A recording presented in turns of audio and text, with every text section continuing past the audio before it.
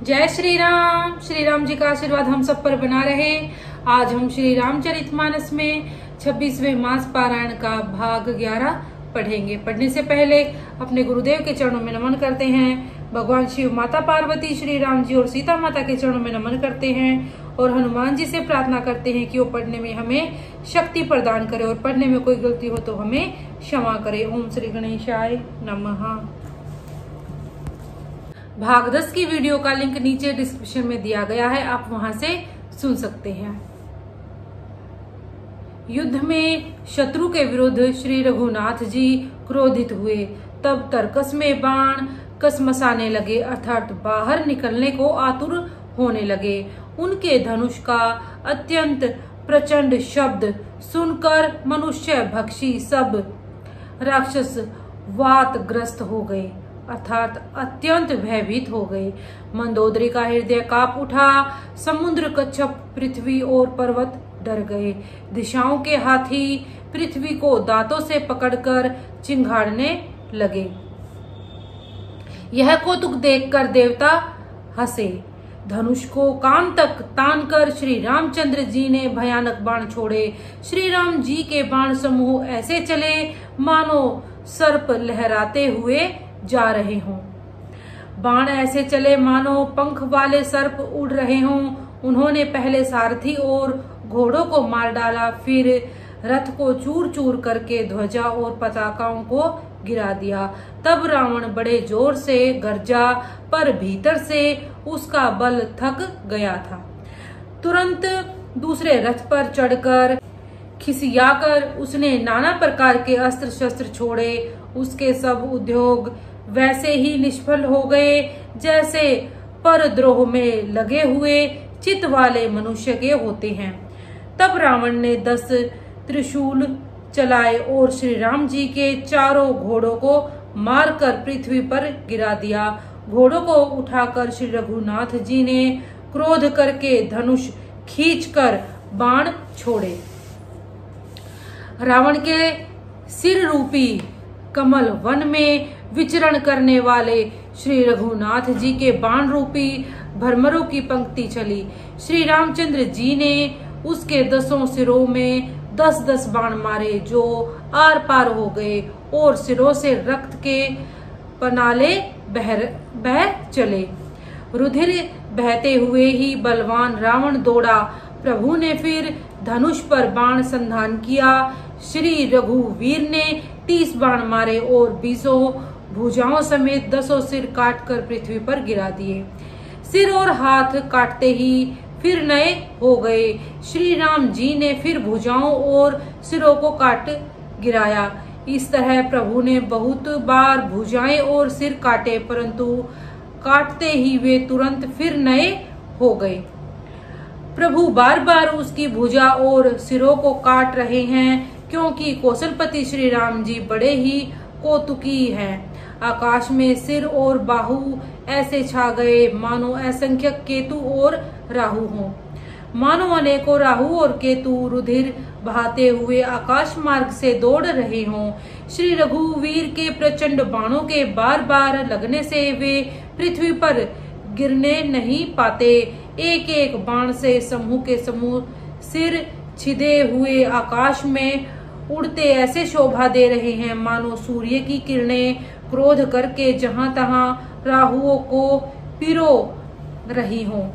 जैसे जैसे प्रभु उसके सिरों को काटते हैं वैसे वैसे ही वे अपार होते जाते हैं, जैसे विषयों का सेवन करने से काम दिन प्रतिदिन नया नया बढ़ता जाता है।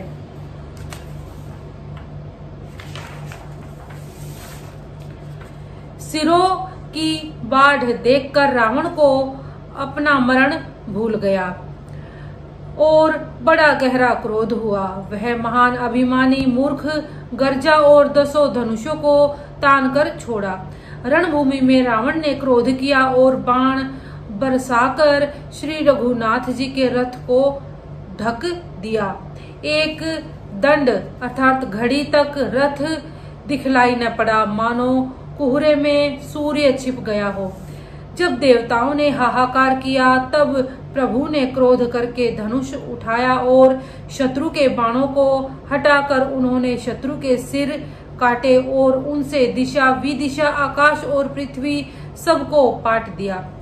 काटे हुए सिर आकाश मार्ग से दौड़ते हैं और जय जय की ध्वनि करके भय उत्पन्न करते हैं। लक्ष्मण और वानरराज सुग्रीव कहाँ हैं? कौशलपति रघुवीर कहाँ हैं? राम कहाँ है? यह कहकर सिरों के समूह दौड़े। उन्हें देखकर वानर भाग चले।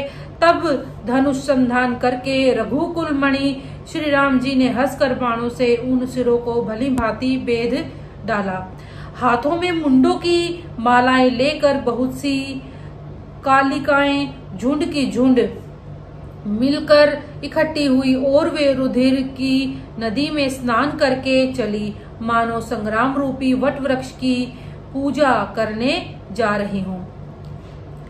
फिर रावण ने क्रोधित होकर प्रचंड शक्ति छोड़ी। वह विभीषण के सामने ऐसी चली जैसे काल यमराज का दंड हो।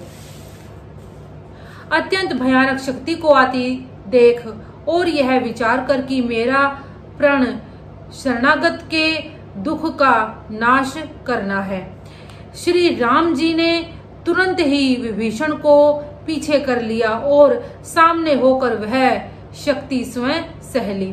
शक्ति लगने से उन्हें कुछ मूर्छा हो गई। प्रभु ने तो यह लीला की, पर देवताओं को व्याकुलता हुई। प्रभु को श्रम अर्थात शारीरिक कष्ट प्राप्त हुआ देखकर विभीषण क्रोधित हो हाथ में गदा लेकर दौड़े और बोले, अरे अभागे मूर्ख नीच दुर्बुद्धि, तूने देवता मनुष्य मुनि नाग सभी से विरोध किया। तूने आदर सहित शिवजी को सिर चढ़ाए, इसी से एक के बदले में करोड़ों पाए। उसी कारण से अरे दुष्ट, तू अब तक बचा है, किंतु अब काल तेरे सिर पर नाच रहा है। अरे मूर्ख, तू राम विमुख होकर संपत्ति अर्थात सुख चाहता है। ऐसा कहकर विभीषण ने रावण की छाती के बीचों बीच गदा मारी। बीच छाती में कठोर गदा की घोर और कठिन चोट लगते ही वह पृथ्वी पर गिर पड़ा। उसके 10 मुखों से रुधिर बहने लगा। वह अपने को फिर संभाल कर क्रोध में भरा हुआ दौड़ा। दोनों अत्यंत बलवान योद्धा भिड़ गए और मल्ल युद्ध में एक दूसरे के विरुद्ध होकर मारने लगे। श्री रघुवीर के बल से गर्वित विभीषण उसको रावण जैसे जग द्विविजय योद्धा को पासंग के बराबर भी नहीं समझते। शिवजी कहते हैं, हे उमा, विभीषण क्या कभी रावण के सामने आंख उठाकर भी देख सकता था, परंतु अब वही काल के समान उससे भिड़ रहा है। यह श्री रघुवीर का ही प्रभाव है। 26वां मास पारायण आज हम यहीं तक पढ़ेंगे। इसी के साथ बोलते रहिए जय श्री राम।